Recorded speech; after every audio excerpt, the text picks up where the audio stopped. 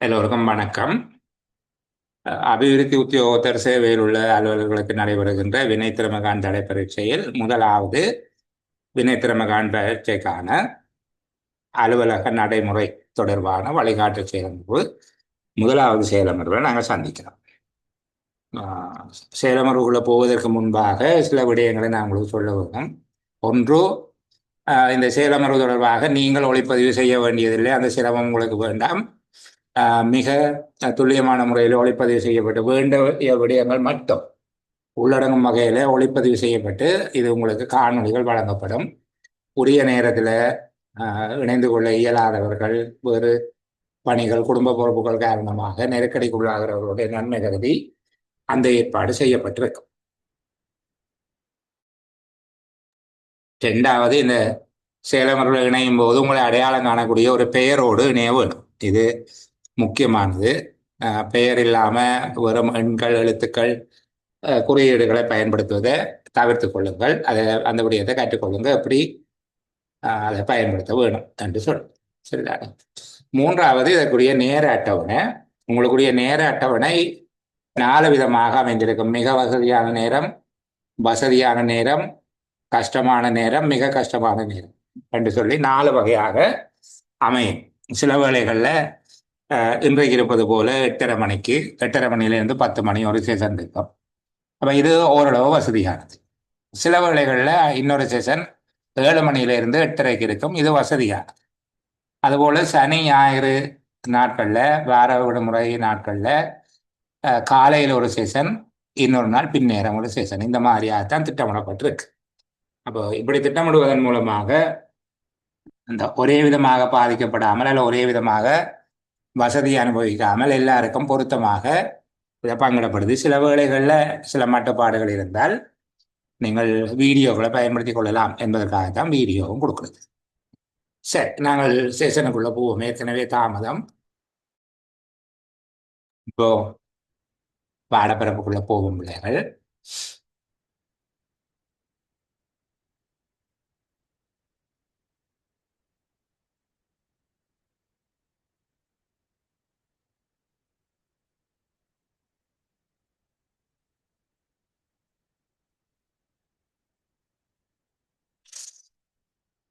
சரி, அப்போ நாங்கள் இன்றைக்கு முக்கியமான அலுவலக முறைமை தொடர்பாக, அலுவலக விடயங்கள் தொடர்பாக கற்றுக்கொள்ளுகிற முதலாவது தலைப்பாக இலகுவான ஒரு தலைப்பை தெரிவு செய்திருக்கிறோம்.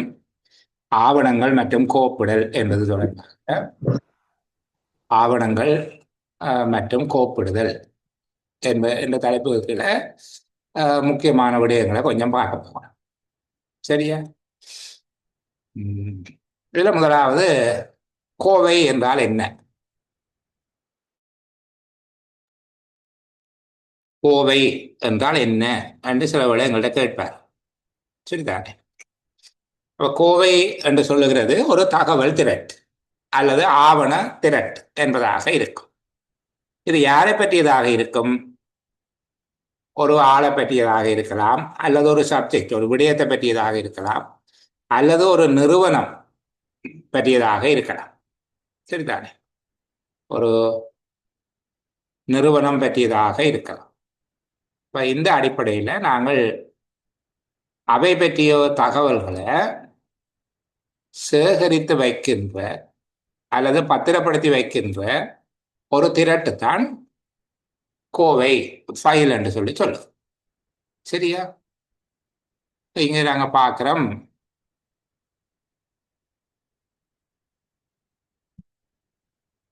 கோப்பு என்பது குறிப்பிட்ட ஒரு நபர் அல்லது அமைப்பு அல்லது விடயம் தொடர்பில்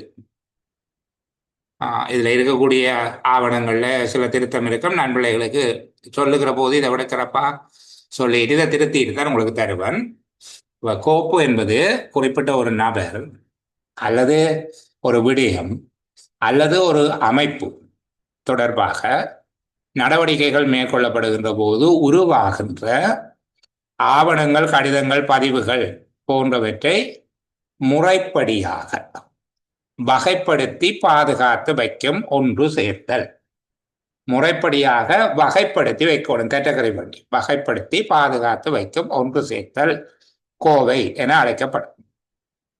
இன்னொரு விடயம், இன்னொரு விதமாக அதை சொல்வதாக இருந்தால், ஒரு விடயம் அல்லது நபர் அல்லது அமைப்பு தொடர்பான ஆவணங்கள், கடிதங்கள், பதிவுகள் போன்றவற்றை கால ஒழுங்கில் அல்லது வேறு ஏதாவது ஒரு ஒழுங்கில், சில வேளைகளில் அது புவியியல் ரீதியாக இருக்கலாம். ஜியோகிராபிக்கல் வைஸாகவும் ஒரு ஏரியாவுக்கு ஒரு ஃபைல் என்று சொல்லி வச்சு கொள்வது சில வேளைகளில். என்ன அலுவலகங்களில் பார்த்தீங்கன்னா ஒரு ஜிஎன் டிவிஷனுக்கு ஒரு ஃபைல் அப்படி எல்லாம் வச்சிருப்போம் தானே. அப்போ கால ஒழுங்கிலையோ அல்லது முன்னரே தீர்மானிக்கப்பட்ட வேறு ஏதோ ஒரு ஒழுங்குமுறையில் பொதுவாக ஏற்றுக்கொள்ளப்பட்ட உபகரணங்களை பயன்படுத்தி, சும்மா சுருட்டி கட்டி வைக்கக்கூடாது, வளமையாக இப்படி வச்சிருக்கணுமென்று அங்கே அக்செப்ட் பண்ணியிருக்கணுமோ அந்த உபகரணங்களை பயன்படுத்தி ஒன்று சேர்க்கப்பட்ட ஆவணங்களின் தொகுப்பு கோவை. கோவை என்பது தேவைப்படுகின்ற போது தகவல்களை எளிதாக அணுகுவதற்கும் நிறுவனத்தின் செயற்பாடுகளை நிர்வகிப்பதற்கும் உதவுகிறது. இப்போ கோவை என்பதை விவரிக்க என்று கேட்பார்களாக இருந்தால் நீங்கள் இப்படி எழுதினா முழுமையான புள்ளியை நீங்கள் பெற்றுக்கொள்ளக்கூடியதாக இருக்கும். கோவை என்றால் என்ன, அல்லது கோப்பு என்றால் என்ன, அலுவலக கோப்பு என்பதன் மூலம் விளங்கிக் கொள்வது யாது, இந்த மாதிரி கேட்பார்களாக இருந்தால் நீங்கள் சொல்ல போறீங்க, இது ஒரு நபர் அல்லது அமைப்பு அல்லது விடயம் தொடர்பாக நடவடிக்கைகள் மேற்கொள்ளும் போது உருவாகின்ற ஆவணங்கள், கடிதங்கள், பதிவுகளை முறைப்படி சேகரித்து வகைப்படுத்தி பாதுகாத்து வைப்பது. இந்த ஆவணங்களை முன்னம் தீர்மானிக்கப்பட்ட ஒரு முறையில அல்லது ஒரு கால ஒழுங்கு முறையில ஏற்றுக்கொள்ளப்பட்ட உபகரணங்களை பயன்படுத்தி ஒன்று திரட்டுதல் கோப்பாகும். கோப்பு என்பது தேவைப்படுகிற போது தகவல்களை எளிதாக அணுகுவதற்கும் நிறுவனத்தினுடைய செயற்பாடுகளை இலகுவாக நிர்வகிப்பதற்கும் உதவுவதாக இருக்கும். இது சில வேளை இந்த வரைவிலக்கணம் சொல்லுகிறது ஓரளவு கடினமாக இருக்கலாம், ஆனால் அடுத்த விடயங்களை நாங்கள் பார்க்கிற போது வசதியாக இருக்கும். சரி, இந்த கோப்புகள் பயன்படுத்தப்படுவதனுடைய நோக்கம் என்ன என்று கேட்பார். சரிதானே, கோவைகள் ஏன் பயன்படுத்தப்படுது? அரசாங்க சேவையில் ஃபைல் ஏன் முக்கியம்? முதலாவது, நிறுவனத்தின் வினைத்திறனை அதிகரிப்பதற்கு கோவைகள் பயன்படுத்தப்பட்டது. கோவைகள் பயன்படுத்தப்படுவதனுடைய நோக்கங்கள் அதிகரித்த வினைத்திறன், அதாவது அலுவலக கர்மங்களை மேற்கொள்ளுகின்ற போது தவறுகளை தவிர்க்கிறது.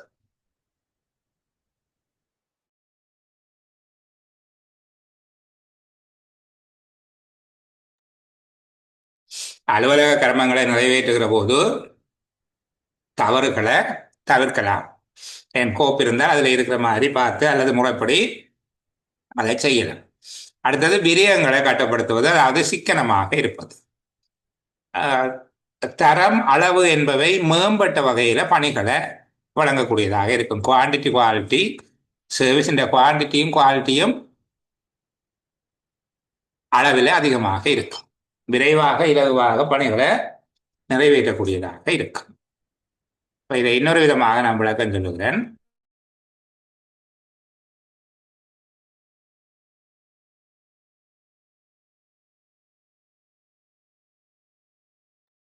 இப்போ நீங்கள் தகவல்களை ஃபைலில் போட்டு வச்சிருப்பீங்களாக இருந்தால் ஒரு விடயம் தொடர்பாக கேட்ட உடனே அந்த விடயத்தை பார்க்கக்கூடியதாக இருக்கு.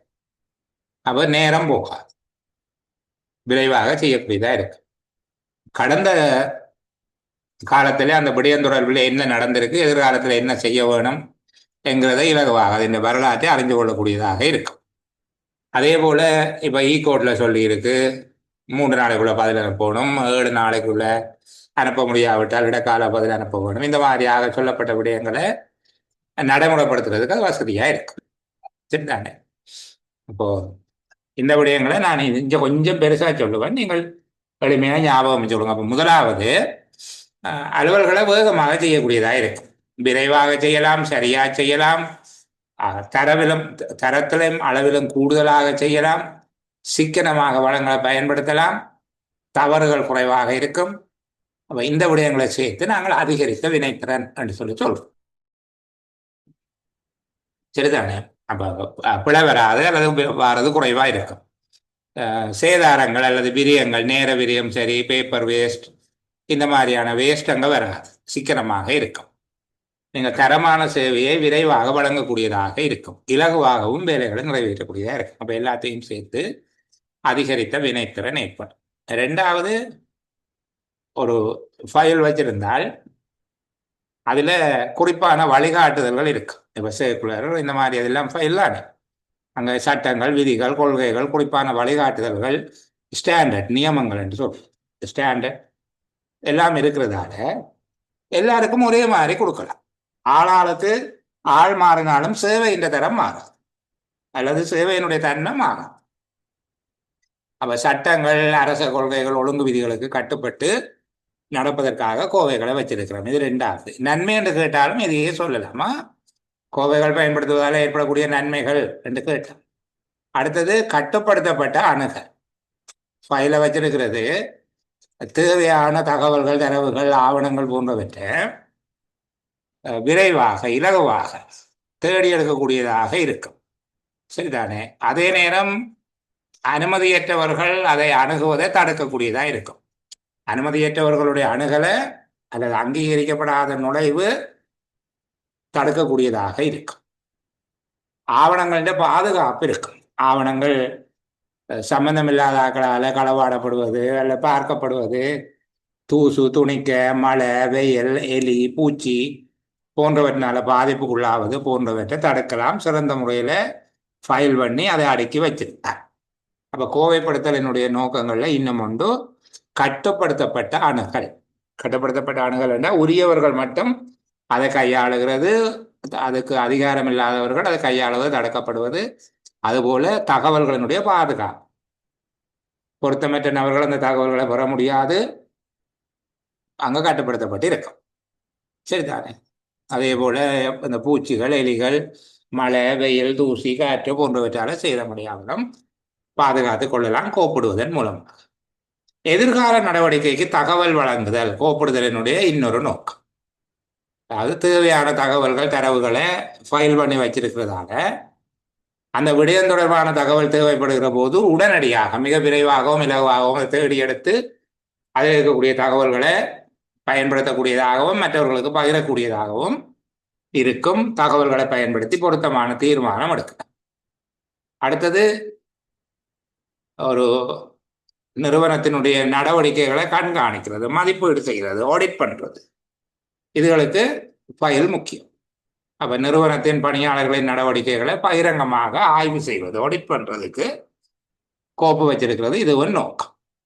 அடுத்தது, பொறுப்புணர்வை ஊக்குவிக்கிறது. ஊழியர்கள் ஒரு பெர்மனன்ட் ப்ரொசீஜரை பின்பற்றுவார்கள். கோப்புகளை வைத்திருப்பதன் மூலமாக அவர்கள் ஏற்கனவே செய்தது போலவே திரும்ப மற்ற பணிகளையும் செய்வார்கள். அப்போ ஒரு நிலையான நெறிமுறைகளை பின்பற்றி அவர்கள் கோப்புகளை பேணுகிறார்கள், அறிவுறுத்தல்களை பின்பற்றுகிறார்கள், வந்த கடிதத்துக்கு பதில் அனுப்புகிறார்கள், கடிதத்துடைய வச்சிருக்கிறோம். இது எல்லாத்தையும் நிச்சயித்துக் கொள்வதற்கு ஃபைலிங் முக்கியம். அடுத்தது, தொடர்ச்சி தன்மை. முன்னர் என்ன நடந்தது, இனி என்ன செய்ய வேணும் என்பதை தீர்மானிப்பதற்கு கோவைப்படுத்தல் முக்கியம். இப்போ எளிமையாக நான் இதை சொல்லிக் கொண்டு வருகிற பிள்ளைகள், ஒரு அலுவலகத்தில் கோப்புகள், ஆவணங்கள், பதிவேடுகள் போன்றவை பயன்படுத்தப்படுவதனுடைய நோக்கம் என்ன என்று கேட்பார்களாக. வினைத்திறனை அதிகரிக்கிறது, சட்டங்கள், கொள்கைகள், ஒழுங்கு விதிகளுக்கு கட்டுப்பட்டு நடப்பது. கிடைங்க மட்டும் எழுதினாலே போதும் நீங்க பரீட்சைக்கா. மூன்றாவது, ஆவணங்கள், தகவல்கள், தரவுகள் தொடர்பான அணுகல் கட்டுப்படுத்தப்படுவதோடு ஆவணங்களின் பாதுகாப்பை மேம்படுத்துவது, எதிர்கால நடவடிக்கைகளுக்கு தேவையான தகவல்களை வழங்குவது, நிறுவன நடவடிக்கைகளையும் பணியாளர்களுடைய நடவடிக்கைகளையும் இலகுவாக மதிப்பீடு செய்வது, அலுவலர்களிடம் பொறுப்புணர்வை ஊக்குவிப்பது, அதாவது வெளிப்படைத்தன்மை அல்லது பொறுப்பு கூறும் தன்மை, கணக்களித்தன்மை என்றெல்லாம் சொல்லுவார்கள். அலுவலர்களுடைய பொறுப்பு கூறும் தன்மை அல்லது அவர்களுடைய கணக்களி தன்மையை ஊக்குவிப்பது, அலுவலக செயற்பாடுகளின் தொடர்ச்சியை மற்றும் அலுவலகத்தின் நோக்கங்களை உறுதிப்படுத்திக் கொள்வது. சரியா? இப்போ இந்த ரெண்டு தலைப்புகளும் திரும்ப நீங்க ஒரு தடவை பார்க்க வேணும். வீடியோ பார்த்து கொண்டீங்கன்னா நல்ல சாதாரணமாக எங்களுடைய புழக்கத்தில் இருக்கக்கூடிய வசனங்கள் அல்லாமல் ஓரளவு மேம்பட்ட ஒரு முகாமைத்துவ எண்ணக்கருக்களை உள்ளடக்கியதாக இருக்கும். அப்போ என்ன போல ஆக்கள்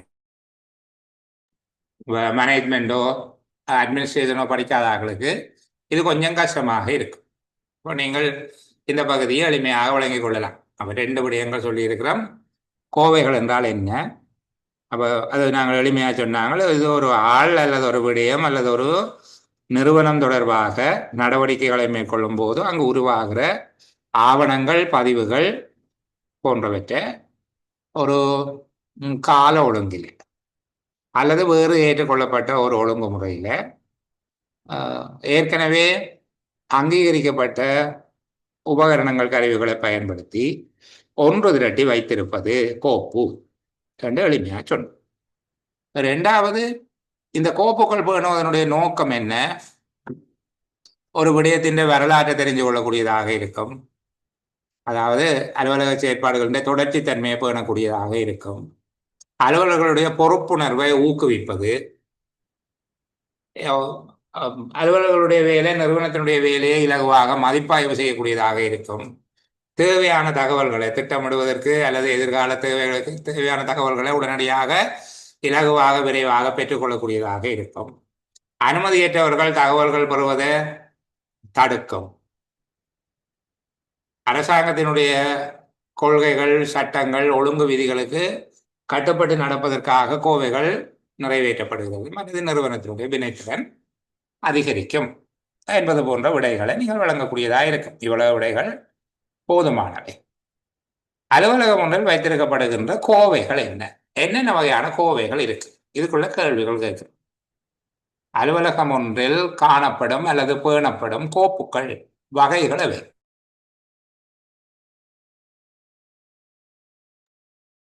இந்த ஒவ்வொரு கோவை தொடர்பாகவும் நான் விளங்கப்படுத்தின பிறகு இன்னும் உங்களுக்கு தெளிவாக விளங்கும். முதலாவது, ஏதேனும் ஒரு சம்பவம் தொடர்பாக, ஏதேனும் ஒரு நிகழ்வு தொடர்பாக பேணப்படுகிற கோவை நிகழ்வு கோவை என்று சொல்லப்படும். இது சப்ஜெக்ட் அல்ல, கேஸ். சரிதானே? விடயம்தான் சப்ஜெக்ட், இது கேஸ், நிகழ்வு. ஏதேனும் ஒரு நிகழ்வு தொடர்பாக அல்லது சம்பவம் தொடர்பாக. இது சில வேளையில் நேர்வு கோவை, நிமித்த கோவை என்று சொல்லப்படும். நேர்வு என்றும் தமிழ்ல சொல்றது. என்ன நேர்ந்தது? சரிதானே? அவருக்கு நேர்ந்த துயரம் என்ன என்றெல்லாம் நாங்கள் சொல்லுவோம். அந்த நேர்ந்த என்கிறதும் நிகழ்ந்த என்கிற பொருள்லாம் தரும். சரிதானே? அல்லது இதன் நிமித்தமாக ஏதாவது ஒரு காரணத்துக்காக, ஏதேனும் ஒரு விடயத்தின் காரணமாக. நேர்வு கோவை, நிகழ்வு கோவை, நிமித்த கோவை, சம்பவ கோவை என்று பல தமிழ் கொண்ட இலகுவாக நாங்கள் புரிந்து கொள்ளக்கூடிய கேஸ் ஃபைல். இது உதாரணத்துக்கு நான் சொல்லுறேன். உங்கள் அலுவலகத்துக்கு வருகிற ஒரு குடும்ப பிணக்கு தொடர்பாக ஒரு கவுன்சிலிங் கொடுக்குறாங்க, அல்லது மகளிர் அபிவிருத்தி உத்தியோகத்தர் அவர்களை ஒற்றுமையாக்குறதுக்கு சில கலந்துரையாடல் செய்கிறாங்க. அந்த விடயம் தொடர்பாக அவர் ஒரு ஃபைல் வச்சிருப்பார். அதுக்கு ஃபைல் நம்பர் அதெல்லாம் போட்டு கட்டி அப்படியெல்லாம் வைக்க மாட்டார். வேறு ஆக்கள்கிட்ட விவரங்களை அதில் வைக்க மாட்டார். ஒரு விசாரணை நடக்குது, விசாரணை முடிஞ்சு ரிப்போர்ட் கொடுக்குற மட்டும் ஒரு ஃபைல் இருக்கும். அதைத்தான் சொல்கிற கேஸ் ஃபைல். அடுத்தது ப்ரொசீஜர் ஃபைல், நடைமுறை கோப்பு. இந்த ப்ரொசீஜர் ஃபைல் என்றது ஒரு விடயம் தொடர்பாக எவ்வாறு நடவடிக்கை எடுக்க வேண்டும்ங்கிறதுக்கான ஒரு வழிகாட்டி கோவையாக இருக்கும். கீழே விடயம் சொல்கிறேன், அது தொடர்பான விளக்கம் கீழே கதைப்போம். அடுத்த சப்ஜெக்ட் ஃபைல், இதை நீங்கள் சாதாரணமாக வைத்திருக்கிறது. சரிதானே? நீங்கள் சாதாரணமாக வைத்திருக்கக்கூடிய அலுவலகத்தில் பேணப்படக்கூடிய கோவை விடய கோவை என்று சொல்லுவோம். மற்றது மத்திய கோவைகளும் உபகோவைகளும். இந்த ஒவ்வொரு கோவைக்கும் விளக்கம் கீழே தனியாக கதைப்போம். உசாத்துணை கோவை, ரெஃபரன்ஸ் ஃபைல். ரெஃபரன்ஸ் ஃபைல் என்றால் இந்த ஃபைலில் இருந்து கடிதம் போகாது யாருக்கும், கடித பரிமாற்றத்துக்கு பயன்படுத்தப்படுவதில்லை, அலுவலகத்தின் தேவைக்காக வைத்திருக்கப்படும். இப்போ உதாரணத்துக்கு சர்க்குலர் ஃபைல். சர்க்குலர் ஃபைல் என்றால் சர்க்குலர் வந்தால் கட்டி வைப்போமே தவிர அதில் இருந்தவர்களுக்கும் கடிதம் அனுப்ப மாட்டேன். சரிதானே? அதே போல் மாடல் ஃபைல் இருக்கு, முன்மாதிரி கோடு. ஒரு பர்த் சர்டிஃபிகேட் அப்ளிகேஷன் அப்படின்றப்ப என்று சொல்லி ஒரு ஃபார்மில் செய்து வச்சிருக்கேன். அல்லது ஒரு அங்கவீனமுற்றவருக்கான உபகரணத்துக்கு அப்படி விண்ணப்பிக்கிறதுண்டு ஒரு விண்ணப்ப படிவம் எல்லா ஆவணங்களோடையும் செய்த ஒரு ஃபைல் வச்சிருக்கேன். அதை பார்த்து செய்கிறது தான் முன்மாதிரி கோவை. அதே போல் டேட்டா ஃபைல், இப்போ நீங்கள் வச்சிருப்பீங்க ஆண்டு புள்ளி விவர புத்தகம், அது ஒரு தகவல் அறிக்கைகள் கோவையாக இருக்கும். ஸ்டாட்டிஸ்டிக்கல் ஹேண்ட் ஒன்று வச்சிருப்பீங்க, அந்த மாதிரி. சரிதானே? இப்போ உஷா துணை கோவைகள் என்பது அதிலிருந்து கடிதங்கள் அனுப்பப்படுவதில்லை, வேலைகளை செய்வதற்கு வழிகாட்டுகிற கோவைகளாக இருக்கும். அதில் வேலை படிமுறை கோவை, ஒர்க் ஸ்டெப் ஃபைல் என்று சொல்வது, கொள்கை கோவை, சுற்று நிருபங்கள் அல்லது அறிவுறுத்தல்கள், முன்மாதிரி கோவை, முடல் ஃபைல் அல்ல சாம்பிள் ஃபைல், தகவல்கள் அறிக்கைகள், டேட்டா ஃபைல் அல்ல இன்ஃபர்மேஷன். சரிதானே? புள்ளி விவர கை நூல்கள் போன்றவை அதுக்குள்ளே இருக்கு. மற்ற பர்சனல் ஃபைல், அங்கே வேலை செய்கிற ஒவ்வொரு ஆட்களுக்கும் ஒரு ஃபைல் வச்சு அவ வேலைக்கு சேர்ந்த காலத்தில் சேர்றதுக்கு முன்னுக்கு செய்த இன்டர்வியூல இருந்து அவர் பென்ஷனில் போகிற வரைக்கும் எல்லா டாக்குமெண்ட்டும் அதுக்குள்ளே இருக்கும். பெயர் வழி கோவை. உடைந்த கோப்பு அல்லது துண்ட கோப்பு, இது சிங்களத்தில் கண்ட கோணம் என்று சொல்லுவார்கள், புரோக்கன் ஃபைல். அது என்ன என்று நான் பிள்ளைகளுக்கு பிரபலங்கப்படுத்துகிறேன். சரியா? அப்போ இந்த கோவைகளை இப்போதைக்கு ஞாபகத்தில் வச்சு கொண்டீங்கன்னா சரி, ஒவ்வொரு கோவை தொடர்பாகவும் நாங்கள் விளக்கமாக கதைப்போம்.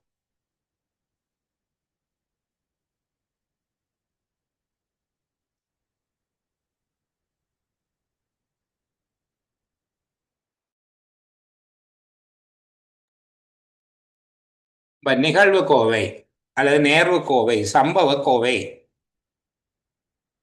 நிமித்த கோவை என்று பல்வேறு பெயர்களால் அழைக்கப்படுகிற கேஸ் ஃபைல். இப்போ கேஸ் ஃபைல் என்றா என்ன என்று கேட்கப்பட்டால் நாங்கள் சொல்லணும், குறிப்பிட்ட ஒரு நிகழ்வு அல்லது ஏதேனும் ஒரு விடயத்துக்காக மட்டும் திறக்கப்பட்டு அந்த விடயத்தோடு தொடர்புடைய பணிகள் நிறைவடைந்தவுடன் மூடப்படுகிற கோவை. குறிப்பிட்ட ஒரு நிகழ்வு அல்லது விடயத்துக்காக மட்டும் திறக்கப்பட்டு அந்த விடயத்தில் வேலை நிறைவடைந்தவுடன் மூடப்படுகிற கோவை. இது கையாளப்படுகிற காலப்பகுதி பெருங்காப்பாலும் குறுங்காலமாக இருக்கலாம், ஆனால் நிச்சயப்படுத்துகிறார். இது கையாளப்படும் காலப்பகுதி குறுகியதாகவோ நீண்டதாகவோ இருக்கலாம். இப்போ இதனுடைய இயல்பு என்ன? குறிப்பிட்ட ஒரு பிரச்சனை தொடர்பானதாக காணப்படும், உடனடி முக்கியத்துவம் வாய்ந்தது, நீண்ட காலத்தில் அது பிரயோசனமே இல்லாமல் போயிடும். சரிதானே? ஒரு விடயம் தொடர்பாக விசாரணை செய்து அறிக்கை கொடுக்க மட்டும் அந்த ஃபைல் இருக்கும், அதுக்கு பிறகு அது முக்கியத்துவம் இல்லாமலே போயிடும். உடனடி முக்கியத்துவம் வாய்ந்தது. நடைமுறையில் இருக்கிற காலம் உறுதிப்படுத்த முடியாது, எவ்வளவு காலத்துக்கு இந்த ஃபைல் இருக்க வேண்டும் என்பது அந்த விடயம் நீண்டு செல்வதை பொறுத்து இருக்கு. வேலை முடிஞ்ச உடனே ஆவணங்களின் மதிப்பு இல்லாமல் போயிடும், அதுக்கு பிறகு அந்த டாக்குமெண்ட் பிரயோசனப்படுது. பணி அல்லது வேலைகள் முடிவடைந்ததும் ஆவணங்கள் அவற்றின் மதிப்பை இழந்து விடுகிறது. அதில் பேப்பர் நம்பர்ஸும் குறையத்தான் இருக்கும், குறைந்த எண்ணிக்கையான ஆவணங்களோடு நிறைவடைகிறது. இதை அது அந்த விடயத்தின் சூழ்நிலைக்கு 3 விதமாக வகைப்படுத்தக்கூடியதாக இருக்கு.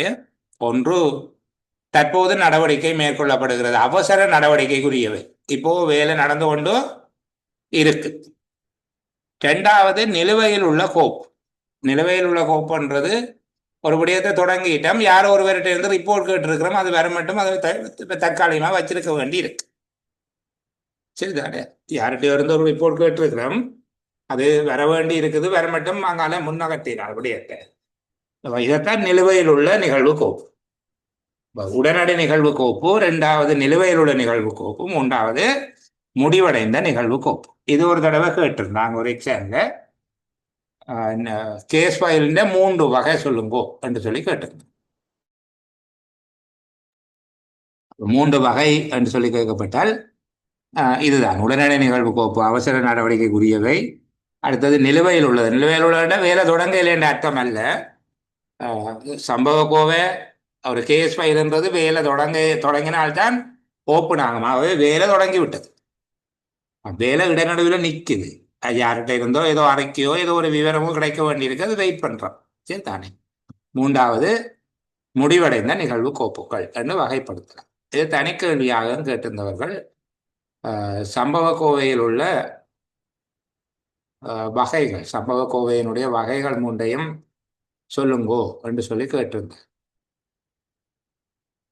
இப்போ இதை நாங்கள் கொஞ்சம் ஒரே பார்வையில் நம் பிள்ளைகளை காட்டுகிறேன்.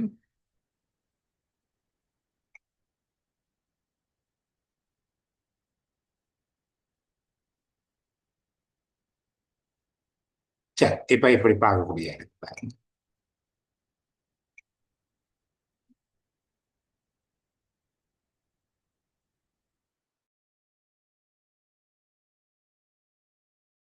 இதை மூன்று விதமாக சொல்லுகிறேன். சம்பவ கோவையினுடைய வகைகள்: ஒன்று நடைமுறையில் உள்ள கோவை அல்லது அவசரமான கோவை.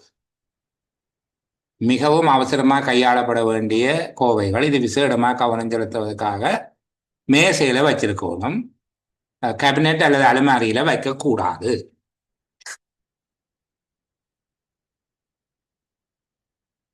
இதை சாதாரணமாக சில நேரங்களில் கேள்வியாக கேட்கலாம். மேசையில் வைத்திருக்க வேண்டிய கோவை என்று சொல்லி கேட்டால் நீங்கள் சொல்லணும் நடைமுறையில் உள்ள அல்லது அவசரமான நிகழ்வு கோவைகள். இது அவசரமாக கையாளப்பட வேண்டிய கோவைகளை சொல்லும். விசேடமான கவனம் செலுத்துவதற்காக மேசையில வச்சிருக்க வேணும். கோவைகளை வைத்திருக்கிற அந்த இழுப்பறைகள், அதான் கேபினெட் என்று சொல்றோம், இழுப்பறைகள் அல்லது அலுமாரியில வைக்கக்கூடாது. நிலுவையில் உள்ள நிகழ்வு கோப்புண்டா என்ன? ஏதாவது ஒரு காலப்பகுதிக்கு பாவனைக்கு எடுத்துக்கொள்ளப்படாதது, ஆனால் நடவடிக்கை முடிவடையாது. ஒரு காலப்பகுதிக்கு பாவனைக்கு எடுத்துக்கொள்ளப்பட இல்லை, ஆனால் நடவடிக்கை முடிய இல்லை. அப்படியான சம்பவ கோவையை சொல்லு.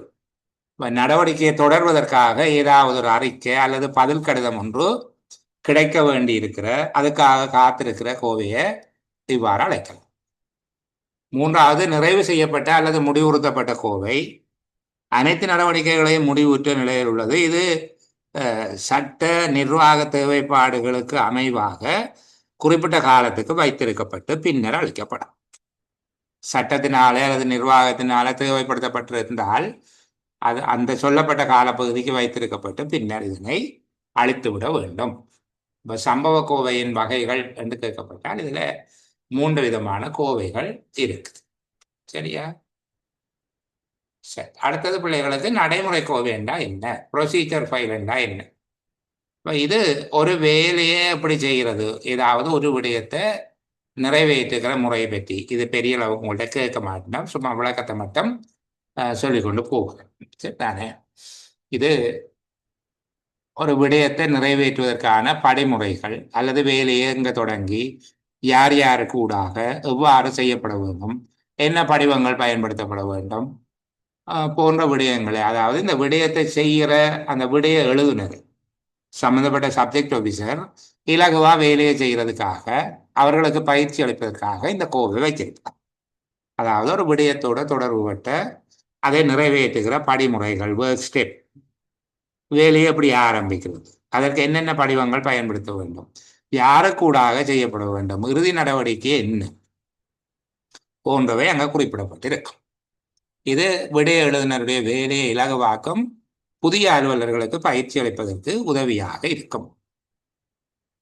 சப்ஜெக்ட் ஃபைல் முக்கியம். இது நாங்கள் பயன்படுத்துகிறது என்ன, நாங்கள் பெரும்பாலான எங்கள்கிட்ட வச்சிருக்கிற கோவை தான் சப்ஜெக்ட் ஃபைல் என்று சொல்லுவோம், விடய கோவை. அப்ப அலுவலகத்துல பல்வேறு விடயங்கள் கையாளப்படும், பல்வேறு விடயங்கள் நடைமுறைப்படுத்தப்படுது. அப்ப அலுவலகத்துல கையாளப்படுகிற ஒவ்வொரு விடயத்துக்கும் ஒரு கோவை பேணப்பட வேண்டும்.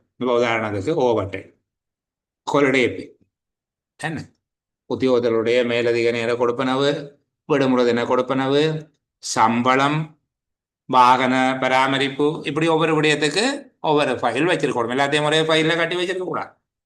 கட்டட திருத்தம், இப்படியாக ஒவ்வொரு விடயத்துக்கும் ஒவ்வொரு சப்ஜெக்ட் ஃபைல் வச்சிருக்கோம். அப்போ அலுவலகம் ஒன்றில் கையாளப்படுகிற ஒவ்வொரு விடயத்துக்கும் ஒவ்வொரு கோவை பேணப்பட வேண்டும். இந்த கோவைகள் விடய கோவை என்று அழைக்கப்படுகிறது. இப்போ இங்க விடயத்தை கையாளுகிற அலுவலர், விடய பொறுப்பு அலுவலர், அதாவது சப்ஜெக்ட் ஆஃபீஸர், தன்னால் கையாளப்படுகிற ஒவ்வொரு விடயத்துக்கும் தனித்தனி கோவைகள் பேணப்பட வேண்டும். முக்கியமாக ஒரு கோவையில் ஒன்றுக்கும் மேற்பட்ட விடயங்களை கோப்பிடுவது அல்லது ஒரு விடயத்தை ஒன்றுக்கும் மேற்பட்ட கோவைகளில் கோப்பிடுவது தவிர்க்கப்பட வேண்டும். ஒரு ஃபைல்ல வேற வேற விஷயங்களை கட்டி வைக்கக்கூடாது, அதே போல ஒரே விஷயத்தை வேற வேற ஃபைல்ல கட்டி வைக்கக்கூடாது. ஒரு விடயத்தை ஒன்றுக்கும் மேற்பட்ட கோவைகளில் கோப்பிடுவது அல்லது ஒன்றுக்கும் மேற்பட்ட விடயங்களை ஒரு கோவையில் கோப்பிடுவது தவிர்க்கப்பட வேண்டும். இந்த கோவையில பொருத்தமான தொடர்பு இலக்கங்கள், தொடர்பு இலக்கம் என்பது கோவை இலக்கம், ஃபைல் நம்பர், அதற்குரிய விடய தலைப்பு போன்றவை இடப்பட வேண்டும். கோவை ஆரம்பிக்கும் போது அது கேஸ் ரெஜிஸ்டர் கோவை பதிவேட்டில் பதிவு செய்யப்பட வேண்டும். கோவை பதிவேடு கேஸ் ரெஜிஸ்டர் வச்சிருந்து அதுல கோவைகள் ஆரம்பிக்கும் போது பதிய வேண்டும். இப்படி பதிவதன் மூலமாக ஒரு விடயத்துக்கு ஒன்றுக்கும் மேற்பட்ட கோவைகள் ஆரம்பிப்பதை தடுக்கலாம். விடய கோவை ஓரளவுக்கு எங்கள்கிட்ட கேட்கக்கூடிய சப்ஜெக்ட் ஃபைலையும் பர்சனல் ஃபைலையும் நாங்கள் கவனமாக படிக்கணும். சரிதானே? இதெண்டா என்னன்னு சொல்லி எங்கள்கிட்ட கேட்பேன். இப்போ பிள்ளைகளுக்கு சொல்ல தெரியும், அலுவலகத்தில் பல விடயங்கள் கையாளப்படும். ஒவ்வொரு விடயத்துக்கும் ஒரு கோவை வச்சிருக்க வேணும். அதுக்கு பொருத்தமான முறையில் விடய தலைப்பு, ஃபைல் நம்பர் போட வேணும். கோவை ஆரம்பிக்கிற போது அதை கோவை பதிவேட்டில் பதிய வேண்டும். இதை பயன்படுத்துவதன் மூலமாக ஒரு விடயத்துக்கு ஒன்றுக்கும் மேற்பட்ட கோவைகள் ஆரம்பிக்கப்படுவது தடுக்கப்படுகிறது. விடய கோவை ஆரம்பிக்கும் போது ஒரு கோவையில் ஒன்றுக்கும் மேற்பட்ட விடயங்களை கோவையிடுவது அல்லது ஒரு விடயத்தை ஒன்றுக்கும் மேற்பட்ட கோவைகளில் கோவையிடுவது தடுக்கத்தக்கதாக நடவடிக்கை மேற்கொள்ளப்படுது. சரி, விடய கோவை. இந்த மத்திய கோவை, துணை கோவைங்கிறதும் அடிக்கடி கேட்கப்படுகிற ஒரு விடயம். பிள்ளைகள் உங்களுக்கு முதல் விளங்கக்கூடியதாக இதை சொல்லுது. இப்போ ஒரு மாவட்ட செயலகம் இருக்குது. அந்த மாவட்ட செயலகத்தில் உங்களுக்கு தெரியும், ஒவ்வொரு காலாண்டுக்கும் தனித்தனியாக அலுவலர்களுக்கு ஓவர் டைம் கொடுக்குறேன்னா முதலே அனுமதி எடுக்கணும் அரசாங்கத்தை விட்டு. ஒவ்வொரு 3 மாதத்துக்கும் மதிப்பீடு செய்யப்பட்டு அது முன்கூட்டியே அனுமதி எடுக்கப்பட்டிருக்கு. ஒவ்வொரு பேர் போட்டு அவருக்கு ஒரு மாதத்துக்கு 120 மணித்தியாலம் கொடுக்க போகிறோம், 240 மணித்தியாலம் கொடுக்க போகிறோம். திறப்பு அலுவலகத்தை திறந்து பூட்டுறவர், திறவுகோல் கடமையை செய்கிற சிற்றூழியருக்கு 240 மணித்தியாலம் கொடுக்க போகிறோம். அப்படி பேரெல்லாம் போட்டு அனுமதி எடுக்கவும். அப்படி செய்யக்குள்ள ஞாபகம் வச்சுக்கொள்ளுங்க. இப்போ மாவட்ட செயலகம் இருக்கு, இதை தவிர ஒரு 10 பிரதேச செயலகம் இருக்குன்னு வைங்களே. இருந்தால் இந்த 10 பிரதேச செயலகங்களுக்கும் மாவட்ட செயலகத்தில் இருக்கிற உத்தியோகத்தர்களுக்கும் சேர்த்து ஓவர் டைம் அல்லது ஹாலிடே பே முன்கூட்டியே அனுமதிக்கப்பட்டிருக்கும். அனுமதிக்கப்பட்டு அது விடுமுறை தின கொடுப்பனவு என்கிற ஒரு கோவையில் இடப்பட்டிருக்கும். ஹாலிடே பே என்கிற ஒரு ஃபைலில் போடப்பட்டிருக்கும். அதே நேரம் 10 பிரதேச செயலகத்துக்கும் ஹாலிடே பேக்கு 10 ஃபைலும், கச்சேரிக்கு தனியாக ஒரு ஃபைலும், 11 ஃபைல் இதை விட எக்ஸ்ட்ராவாக இருக்கும். ஒரு ஃபைலில் டோட்டலாக கச்சேரியும் 10 டிஎஸ் ஆஃபீஸும் சேர்த்து 11 விடயத்துக்கு முடியாது மொத்தமாக கோப்பிடப்பட்டிருக்கும். பேருந்து அந்தந்த டிஎஸ் ஆஃபீஸுக்கு அப்ரூவ் பண்ணினது கையாளுவதற்கு வசதியாக ஒரு டிஎஸ் ஆஃபீஸுக்கு தனித்தனியாக ஃபைல் இந்த கொப்பியை வச்சு திறப்பேன். அப்போ இந்த 10 பிரதேச செயலகமும் மாவட்ட செயலகமும் உள்ளடக்கியதாக இருக்கக்கூடிய பிரதான கோப்பு மத்திய கோவை என்று சொல்லப்படும். அதில் இருக்கக்கூடிய ஒவ்வொரு நிறுவனத்துக்கும் அதனுடைய பிரதான அலுவலகத்தோடு தொடர்புடைய ஒவ்வொரு அலுவலகத்துக்கும் திறக்கப்படுகிற கோப்பு துணை கோப்பு என்று சொல்லப்படும். இதுதான் பிரதான கோப்பும் துணை கோப்பு அல்லது மத்திய கோவைகளும் துணை கோவைகளும் என்பதனுடைய விளக்கம். இனி வர விளக்கணத்தை சொல்லுறேன், கவனிங்க. நிறுவனத்தில் பல்வேறுபட்ட உத்தியோகத்தர்கள், பல்வேறு பிரிவுகள், பல்வேறு துணை அலுவலகங்கள் காணப்படலாம். அப்படி காணப்படும் போது ஒரு விடயத்துக்கு உத்தியோகத்தர்களுக்கு, பிரிவுகளுக்கு அல்லது கிளை நிறுவனங்களுக்கு தனித்தனியாக கோவைகள் பேணப்படும். அத்தோடு அந்த விடயத்துக்காக தனியான பொது கோவை ஒன்று, ஒட்டுமொத்தமான விடயங்களுக்கான கோவை ஒன்றும் கையாளப்பட்டிருக்கும். இவ்வாறு கையாளப்படுபவை ஒட்டுமொத்தமான விடயங்களை உள்ளடக்கியது பிரதான கோவை எனவும், அலுவலர்களுக்கு அல்லது கிளைகளுக்கு, துணை நிறுவனங்களுக்கு தனித்தனியாக பேணப்படுவது துணை கோவை என்றும் அழைக்கப்படும். விளங்குதா? அப்போ ஒரு நிறுவனத்துல பல்வேறு உத்தியோகத்தர்கள் இருக்குது, அல்லது பல்வேறு கிளைகள் இருக்குது, பல்வேறு துணை அலுவலகங்கள் இருக்கு. இப்போ ஒரு விடயத்தை ஒட்டுமொத்தமாக கையாள்வதற்கு ஒரு கோப்பும், அந்த விடயத்தோடு தொடர்புடைய தனித்தனியாக அந்த துணை நிறுவனங்கள் அல்லது அலுவலர்கள் அல்லது பிரிவுகளுக்கு தனித்தனியாக கோப்புகளும் கையாளப்படும். ஒரே விடயத்துக்கு ஒட்டுமொத்தமான கோப்பு ஒன்றும் தனித்தனியான கோப்பும் கையாளப்படும். இதைத்தான் நாங்கள் மத்திய கோவைகளும் துணை கோவைகளும் என்று சொல்லுது. சரியா? அடுத்த பகுதியை போற இந்த உசா துணை கோவை ரெஃபரன்ஸ் ஃபைல், இது விடய அலுவலர்களுக்கான அறிவுறுத்தல்கள், சுற்று நிறுவங்கள், நடைமுறைகள் போன்ற விடயங்களை உள்ளடக்கிய கோவைகளாக இருக்கும். அப்போ நாங்கள் உசா துணை கோவைகளுக்கான உதாரணங்கள் பார்த்துட்டோம். அது பெரிய அளவுக்கு உங்களுக்கு பிரச்சனையாக இருக்காது. தனிநபர் கோவை இது கேட்கிறது உண்டு. இது உங்களுக்கு மட்டுமல்ல, செகண்ட் டிவி ஆக்களுக்கும் இந்த கேள்விகள் கேட்பார். இது பல இடங்கள்ல கேட்கப்படுகிற விடயம். இதை நான் ஒரே பக்கமாக மாற்றிக்கொள்ளுகிறேன் உங்களோட வசதிக்காக. இப்படி 2 பக்கத்துல இல்லாம ஒரே பக்கமாகி போட்டு கதை. சரிதானே? Personal file. பர்சனல் ஃபைல் இதை சொல்றது தனிநபர் கோவை, பெயர் வழி கோவை, சுய விவர கோவை, இப்படி எல்லாம் வெவ்வேறு பெயர்களால் அழைக்கப்படும். தனிநபர் கோவை, பெயர் வழி கோவை, சுய விவர கோவை, தனியாள் கோவை போன்ற பெயர்கள் எல்லாம் அழைக்கப்படும். ஒரு நிறுவனம் அல்லது திணைக்களத்தில் பணியாற்றுகின்ற பல்வேறுபட்ட உத்தியோகத்தர்கள், ஊழியர்கள் தொடர்பாக ஒவ்வொருவருடைய விடயங்களையும் தனித்தனியாக பேணுவதற்காக, ஒவ்வொருவருடைய விவரங்களையும் உள்ளடக்கியதாக தனித்தனியாக ஒவ்வொருவருக்கும் பேணப்படுகின்ற கோவை சுய விவர கோவை என்று அழைக்கப்படும். ஒரு நிறுவனம் அல்லது திணைக்களத்தில் பணியாற்றும் பல்வேறுபட்ட உத்தியோகத்தர்கள் மற்றும் ஊழியர்களுக்கு ஒவ்வொருவருடைய விவரங்களையும் உள்ளடக்கியதாக ஒவ்வொருவருக்கும் தனித்தனியாக பேணப்படுகின்ற கோவை தனியாள் கோவை அல்லது தனிநபர் கோவை, சுய விவர கோவை, பெயர் வழி கோவை, ஏதோ ஒரு பேர் சொல்லப்படும். இந்த கோவையில குறிப்பிட்ட உத்தியோகத்தை தெரிவு செய்வதற்காக நடத்தப்பட்ட நேர்முக பரீட்சை தொடக்கம், அவருடைய இன்டர்வியூ டீட்டெயில் தொடக்கம், ஓய்வு பெறும் வரையிலான சகல கடித தொடர்புகள், ஆவணங்கள் பேணப்படுவதாக இருக்கும். இப்ப தனிநபர் கோவையை பற்றி எழுத சொல்லி சொன்னா நீங்க அழகா எழுதுவீங்க.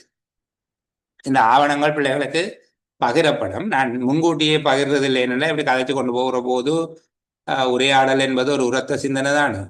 இப்போ சில வேளைகளில் இது கொஞ்சம் பிள்ளைகளுக்கு கூட இது தேவையில்லை, இதை வெட்டலாம் என்ற ஐடியா வரும். சில வேளைகளில் இந்த விடயத்தை சேர்க்கலாம் என்று வரும், சில வேளை நீக்கலாம் என்று வரும், சில வேளை மாற்றலாம். அப்போ சேர்ப்பது, நீக்குவது, மாற்றுவது போன்ற விடயங்களை செய்து போட்டு திரும்ப தான் உங்களுக்கு தருகிறது. அப்போது நீங்கள் இந்த வீடியோவை பார்த்து படிச்சுட்டு இந்த டாக்குமெண்ட்டையும் வச்சு கொண்டீங்கன்னா பிரயோசனமாக இருக்கும். மற்றது நீங்களே தனியாக இருந்து படித்து கொண்டிருக்காமல் உங்களோட பரீட்சை எழுத போகிற வேறு ஆக்கள் இருந்தால் இந்த தலைப்புகளை தயார்படுத்தி கொண்டு, இதை பார்த்து வாசிக்கிறீங்களே அவையை வச்சுக்கொண்டு இதை தயார்படுத்தி கொண்டு விடயங்களை விளங்கப்படுத்தி, இதில் இருக்க வார்த்தைகள் வர வேணுமெண்டு இல்லை. இவி எக்ஸாமுக்கு அப்படி பார்க்க மாட்டேன். சரிதானே? இந்த விஷயத்தை விளங்கப்படுத்தி சொன்னீங்கன்னா போதும். இந்த விடயங்களை விளங்கப்படுத்தி சொல்லக்கூடியதாக இருக்கும். இப்போ உதாரணத்துக்கு கோவியண்டா என்ன என்று கேட்டால் நீங்கள் சொல்லணும், ஒரு ஆள் அல்லது ஒரு நிறுவனம் அல்லது ஒரு விடயம் பற்றிய கர்மங்களை கையாளுகிற போது அதனால் உண்டாகிற ஆவணங்கள், பதிவுகள் போன்றவற்றை ஒரு கால ஒழுங்குல அல்லது ஏற்றுக்கொள்ளப்பட்ட வேறு ஏதோ ஒரு ஒழுங்குமுறையில் அங்கீகரிக்கப்பட்ட உபகரணங்களை பயன்படுத்தி ஒன்று திரட்டி வைத்திருக்கிற ஒரு வேலை, இதுதான் கோவை. ஒரு ஒன்று திரட்டல் கோவை. இந்த கோவையை வைத்திருப்பதன் மூலமாக ஒரு நிறுவனம் இலகுவாக, விரைவாக தகவல்களை தேடி கருமங்களை ஆற்றக்கூடியதாக இருக்கும். இப்படி சொன்னா சரி, இந்த மாதிரியா கதைக்கு வரும். சரியா? இப்படி இலகுவாக ஞாபகப்படுத்தி கொண்டு மற்றவர்களுக்கு சொல்லிக் கொடுப்பதன் மூலமாக உங்களுக்கு நிச்சயமா வெற்றி பெறும். தனியை இதை எடுத்து வச்சு வாசிக்க எல்லாம் தெரிஞ்ச மாதிரி இருக்கும், மூடி போட்டு வச்சிங்கன்னா ஒன்றும் தெரியாது. தனியாக தலையங்கங்களை மட்டும்தான் எழுத வேணும். ஒரே பேப்பரை எடுத்து 2ஆம் அடிச்சு போட்டு தலையங்கங்களை மட்டும் எழுத வேணும். அதுக்குள்ளே எத்தனை பாயிண்ட்ஸ் இருக்குன்னு பக்கத்தில் போட்டு வைக்கலாம். 4, 5 ரெண்டு போட்டு வைக்கலாம். நீங்கள் சொல்லி பார்க்க ஞாபகம் வராட்டி டாக்குமெண்ட் எடுத்து பார்க்கறதுக்காக இந்த விடயம் எந்த டாக்குமெண்ட்ல இருக்குன்ற விவரமும் அந்த பேப்பர்ல இருக்கும். இல்லாவிட்ட அப்புறம் எங்க தேடுறது விடைய? சரி, அதுக்கேற்ற மாதிரி படிச்சீங்கன்னா சரி. இப்போ இங்கே தனிநபர் கோவைன்னா நீங்கள் முதல் சொல்லணும், ஒரு அலுவலகத்தில் நிறைய பேர் பணியாற்றணும். பல்வேறு உத்தியோகத்தர்கள், ஊழியர்கள் போன்றவர்கள் பணியாற்றுகிறார்கள். அவர்கள் ஒவ்வொருவருடைய விவரங்களையும் உள்ளடக்கி ஒவ்வொருவருக்கும் தனித்தனியாக பேணப்படுகிற கோவை சுயவிவர கோவை என்று சொல்லப்படும். அடுத்த மூன்றாவது விடயம், அவரை வேலைக்கு தெரிவு செய்வதற்கு நடத்தின நேர்முக பரீட்சையில் இருந்து அவர் ஓய்வு பெறும் வரையிலான சகல ஆவணங்களும் கடிதங்களும் கடித தொடர்பு ஒரு தொடர்புடைய ஏனைய பதிவுகளும் இந்த கோப்பில் இருக்கும். இன்னும் இலகுவாக சில வேளையில் நிறைய புள்ளிதார மாதிரியான கேள்வி ஒன்று கேட்பார்கள். சுயவிவர கோவை ஒன்றில் உள்ளடங்குகிற விடயங்கள் எவை என்று சொல்லி கேட்கலாம். ஒரு பெயர் வழி கோப்பு ஒன்றில் பேணப்பட வேண்டிய ஆவணங்கள் சிலவற்றை எழுத சொல்லி கேட்பினோம். பொதுவாக இப்போ பர்சனல் ஃபைலில் என்னென்ன இருக்கும் எங்களுக்கு தெரியும், இருந்தாலும் கொஞ்சம் அதை ஞாபகப்படுத்தி கொண்டு போகும். சரியா? நியமன கடிதம் இருக்கும். நியமன கடிதத்தினுடைய பிரதி அலுவலர்கிட்டையும் கொண்டிருக்கும், அங்கே கொண்டிருக்கும் நியமன கடிதத்தின் பிரதி. அதுக்கு பிறகு கடமையை பொறுப்பேற்ற கடிதம். நீங்க போய் நான் வேலைக்கு வந்துட்டேன் என்று சொல்லி கடமையை பொறுப்பேற்ற கடிதம் இருக்கு. நியமன கடிதத்தின் பிரதி, கடமையை பொறுப்பேற்ற கடிதம், ஹிஸ்டரி சீட் இருக்கும். வரலாற்று தாள் என்ன ஹிஸ்டரி சீட் ஒன்று இருக்கும், கூட வரலாற்று தாள் இருக்கும்.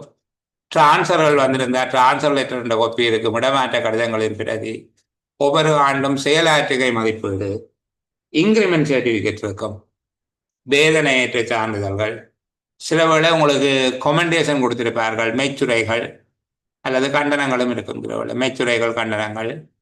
நீங்கள் WNOP டிக்ளரேஷன் செய்திருந்தால், விதவைகள் அனாதைகள் ஓய்வூதிய திட்டம் இது ஆண்களுக்குரியது. அதே போல தபுதாரர் அனாதைகள் ஓய்வூதிய திட்டம் பெண்களுக்குரியது. 10 WNOP என்று தான் சொல்றது. முதலாவது விடோ அண்ட் ஓவன்ஸ் பென்ஷன், அடுத்தது விடோவர் அண்ட் ஓவன் பென்ஷன், அப்போ WNOP என்று சொல்லுவோம். அதனுடைய டிக்ளரேஷன் என்ன, அந்த விவரம் அங்கே இருக்கும். நீங்கள் பிணைப்பணம் செலுத்தி இருந்தால், சில வேளை சில வேலைகளை செய்கிறவர்களுக்கு பிணைப்பணம் செலுத்த வேண்டும். அக்கௌண்ட்ஸோட சம்மந்தப்பட்ட ஆக்கள், ஃபினான்ஸோட சம்மந்தப்பட்ட ஆக்கள், இப்படியான ஆக்களுக்கு, காசு கையாளுகிறவர்கள் போன்றவர்களுக்கு செக்கில் சைன் பண்ணுற, வவுச்சரில் சைன் பண்ணுற ஆக்கள் பிணைப்பணம் கொடுக்க வேணும். அப்போ பிணைப்பணம் செலுத்தி இருந்தால் அதனுடைய அந்த சார்பு பிறகு அங்கே இருக்கு. அதே போல் மெடிக்கல் ரிப்போர்ட், நீங்கள் வேலைக்கு சேர்ந்த உடனே தீவின பாகத்திலும் கடமையாற்றுவதற்கு தகுதியானவர் என்று சொல்லி ஒரு டாக்டரோட சர்டிஃபிகேட் எடுத்து கொடுக்கணும். பிறகு தானே உங்களுக்கு எல்லா விதமான மாறாத நோயும் பெறும். யாழ்ப்பாணத்தை விட்டு வெளியில் போகாமல் யாழ்ப்பாணத்திலே இருக்கக்கூடிய மாதிரி எல்லா விதமான நோயும் பெறும். என்ன படுத்த படுக்கையாகவே இருக்கிற மாதிரியான நோய்கள் பிறகுதான் முன்னுக்கு வந்தால் வேறு யாரும் அடிப்பாடி போடுவாங்க, வேலையில கன்ஃபார்ம் பண்ண மாட்டாங்க. அப்போ மருத்துவ அறிக்கை, அந்த மருத்துவ அறிக்கை சுகாதாரம் 169 என்கிற படிவத்தில் இருக்கவும். தேசிய அடையாள அட்டை என்ன பிரதி, பிறப்பு பதிவு சான்றிதழ், இது நீங்கள் உங்களோட செலவில் எடுத்து தான் கொடுக்கணும். சரிதானே? பிறப்பு பதிவு சான்றிதழ். அதுபோல கல்வி தகமை சான்றிதழ்களின் பிரதி, ஏனைய தகமைகளின் சான்றிதழ்களின் பிரதி ஒரிஜினலாக கொடுக்க தேவையில்லை. கல்யாணமாகியிருந்தால், திருமணமாகியிருந்தால் திருமண சான்றிதழ், வாழ்க்கை துணை பற்றிய விவரம், பிள்ளைகள் இருந்தால் பிள்ளைகளுடைய பிறப்பு சான்றிதழ், சேவை உடன்படிக்கை. சேவை உடன்படிக்கை எல்லாம் எந்த படிவத்தில் செய்கிறேன்னு கேட்பேன். இதெல்லாம் தனித்தனி கேள்வியாக வரும். ஸ்பாட்ல சொன்னே மருத்துவ அறிக்கை சமர்ப்பிக்க வேண்டிய வடிவம் சுகாதாரம் 169. சரிதானே? புதிதாக வேலைக்கு சேர்ந்த ஒருவர் மருத்துவ பரிசோதனை செய்து அறிக்கை சமர்ப்பிக்க வேண்டிய படிவம் சுகாதாரம் 169. சேவை உடன்படிக்கை செய்யப்படுகிற படிவம் பொது 160. சொத்துக்களின் பிரகடனம் படிவம் பொது 261. சரியா? இதை விட இந்த லஞ்ச ஊழல் தடுப்பு சட்டத்துக்குள்ள சொத்துக்கள் பொறுப்புகளினுடைய பிரகடனம் அது எல்லாருக்கும் இல்லை, சில அலுவலர்களுக்கு இருக்கு. அதுபோல அலுவலருடைய நிரந்தரமான தற்காலிகமான முகவரி, மின்னஞ்சல் முகவரி போன்ற விடயங்கள் எல்லாம் அந்த கோப்பில் இருக்கும். இதை தவிர வெளிநாட்டு விடுமுறை, பெற்றுக்கொள்ளப்பட்ட வெளிநாட்டு விடுமுறை, சம்பளமற்ற விடுமுறை, அரை சம்பள விடுமுறை, சரிதானே? புலமை பரிசல்கள், விடுவித்தல்கள். சில வேளையில இதுல இருந்து ரிலீஸ் எடுத்துக்கொண்டு வேற சர்வீஸ் போயிட்டு திருப்பி வந்திருப்பேன். அப்போ சேவை காலத்தில் மேற்கொள்ளப்பட்ட விடுவித்தல்கள் போன்ற பல்வேறு விடயங்கள் இருக்கு. நிறைய விடயம் இதுல இருக்கு. அடுத்தது இந்த துண்ட கோப், கண்டகோணம் என்று சொல்லி சொன்ன புரோக்கன் ஃபைல், இதுண்டா என்ன என்று சொல்லி பார்க்க.